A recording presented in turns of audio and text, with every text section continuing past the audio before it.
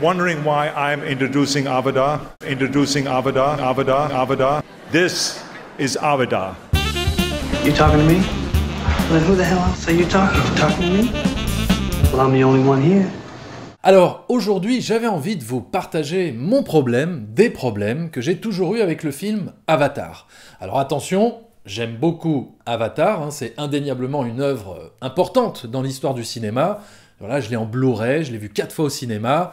La mise en scène est incroyable, l'histoire très bien construite, les effets spéciaux révolutionnaires, mais bizarrement, j'ai jamais réussi à véritablement aimer Avatar à la hauteur du phénomène.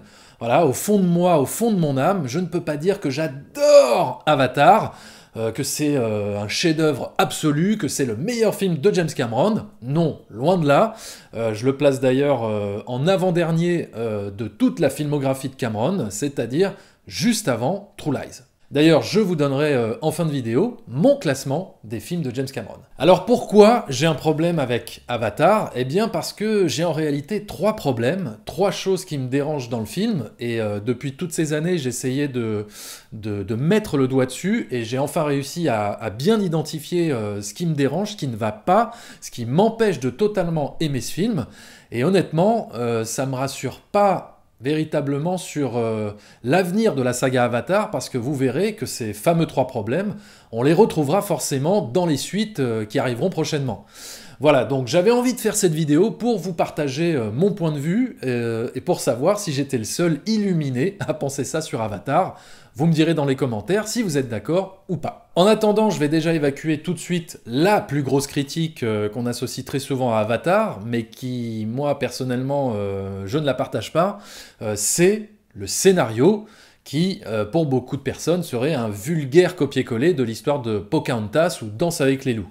Pour moi, cet aspect-là du film ne m'a jamais dérangé parce que, justement, James Cameron, je trouve, arrive très bien à réinventer le mythe en l'appliquant dans un univers de pure science-fiction et de fantasy, avec ses propres thématiques, ses propres enjeux, et dans un contexte totalement nouveau.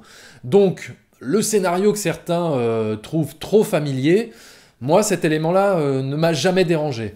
Et comme on dit souvent, toutes les bonnes histoires, de toute façon, ont déjà été racontées. Ce qui compte, c'est de les re-raconter, mais de façon singulière. Regardez Gladiator, par exemple, qu'on adore tous. On pourrait dire que c'est une ressucée de baignure, puisque finalement, dans les 2 films, on a plus ou moins le même parcours de personnages.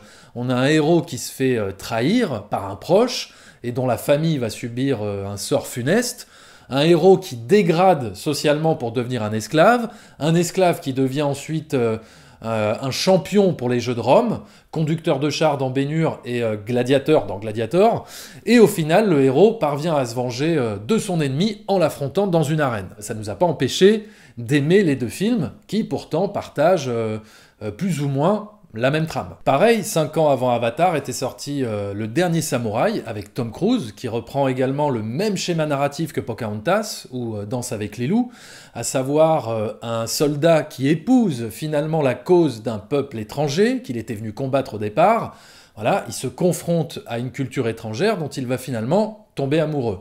Bon, même trame scénaristique, pourtant ça ne m'a pas empêché d'aimer le film avec Tom Cruise et d'aimer Danse avec les loups.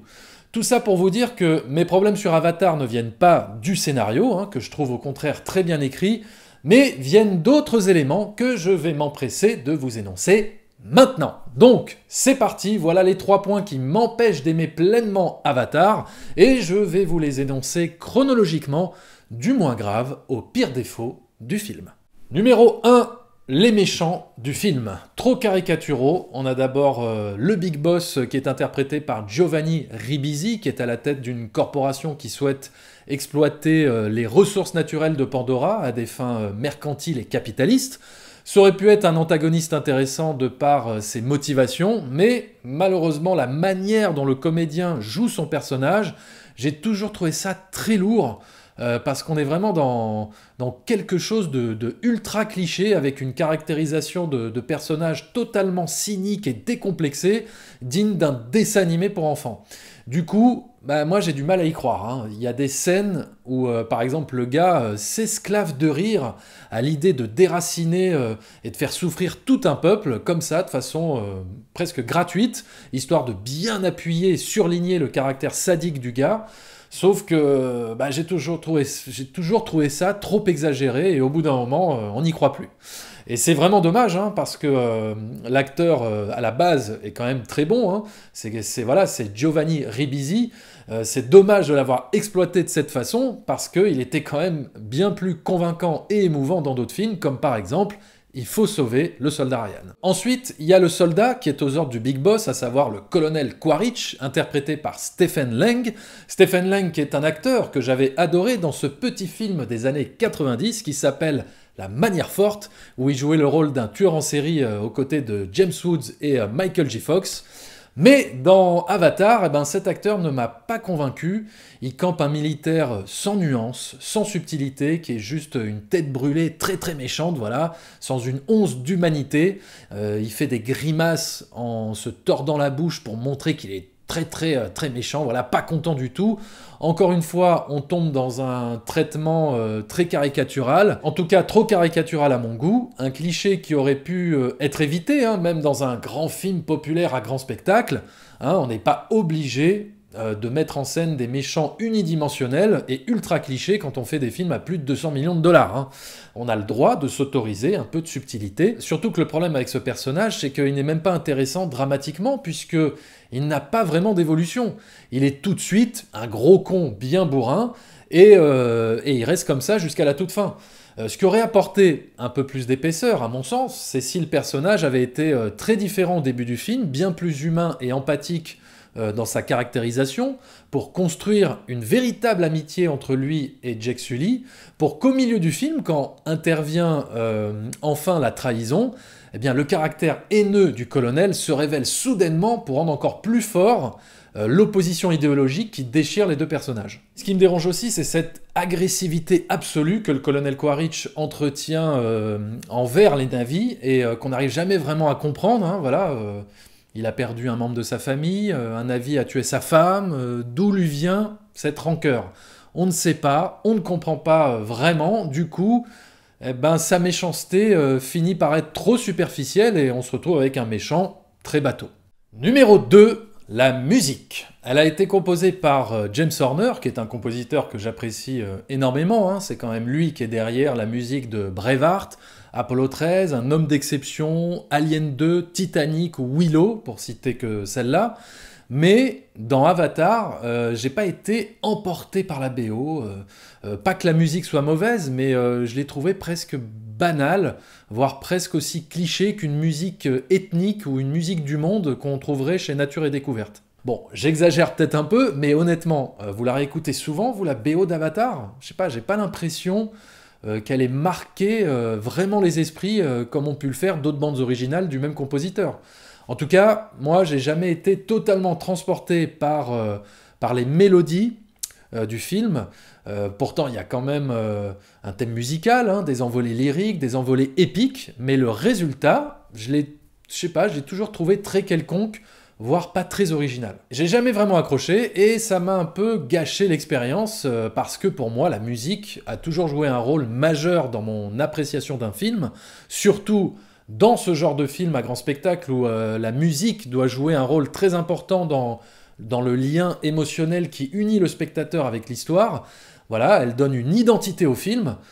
Par exemple, voilà, dans un film comme 12 hommes en colère, que la musique soit pratiquement inexistante, ça ne pose aucun problème parce que le film n'en a finalement pas besoin de musique. Ça joue sur autre chose.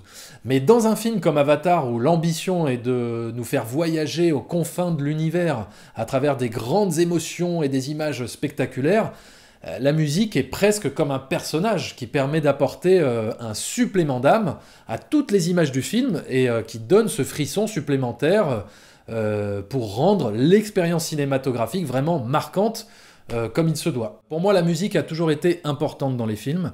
Si elle est ratée, elle peut vraiment me gâcher l'expérience. Ou au contraire, si la musique est géniale, elle peut éventuellement me faire apprécier un film bancal. Voilà, si je prends par exemple Alexandre d'Oliver Stone, le film a plein de problèmes, hein, de rythme, de casting, d'écriture de personnages, etc. Mais la musique de Vangelis est tellement un putain de chef-d'œuvre qu'elle arrive presque à me faire oublier tous les défauts du film. Bref, l'autre chose qui a fini de me gonfler avec la musique d'Avatar, et ça les amateurs de bandes originales connaissent très bien le problème, c'est le recyclage des anciens motifs musicaux que monsieur James Horner nous refourgue et nous refourgue à outrance dans beaucoup de ses films, comme celui-là par exemple.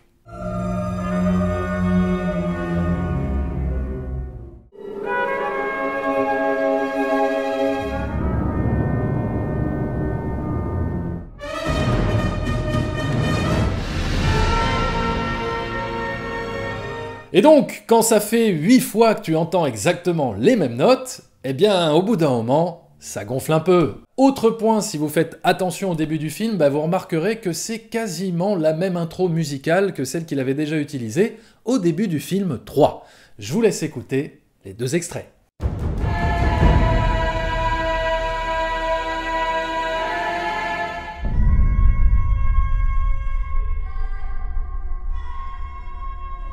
Voilà, donc une musique que je trouve malheureusement trop anecdotique, voire trop classique, impersonnelle, et qui du coup amoindrit l'impact émotionnel qu'on aurait pu ressentir devant un film d'une telle ampleur comme Avatar. En tout cas, c'est mon ressenti. Numéro 3, et c'est le pire problème que j'ai avec le film Avatar, à savoir l'acteur principal, c'est-à-dire Sam Worthington, qui joue le rôle de Jake Sully. Et c'est quand même bien emmerdant pour rentrer dans l'histoire et être investi émotionnellement si déjà tu n'es pas convaincu par le jeu de l'acteur principal du film. Je trouve Sam Worthington dans Avatar d'une platitude, je le trouve fade, je le trouve transparent, il me communique pas d'émotion, il manque de personnalité je trouve, il manque d'intensité, il a presque un air benet par moments. Je n'arrive pas à avoir une totale adhésion à son personnage et avoir véritablement de l'empathie pour lui. Alors, la faute au comédien ou au réalisateur qui l'a mal dirigé? Eh bien, moi j'aurais plutôt tendance à dire la faute au comédien parce qu'en regardant la carrière de Sam Worthington, on ne peut pas dire qu'il se soit révélé un grand acteur. Et j'ai vu dos au mur ou l'affaire Rachel Singer. Déjà, quand je l'avais découvert dans Terminator Renaissance avant la sortie d'Avatar, je m'étais dit, quoi, c'est lui le héros du prochain film de James Cameron? Eh ben, j'espère qu'il va se réveiller. Malheureusement, c'est pas tellement ce qui s'est passé pour moi. Il est resté ce même comédien un peu passif et pas très charismatique. Alors, on pourrait dire, oui, mais tu comprends, dans Avatar, le personnage est handicapé, il est coincé dans une chaise roulante, du coup, ça restreint sûrement le comédien dans son jeu.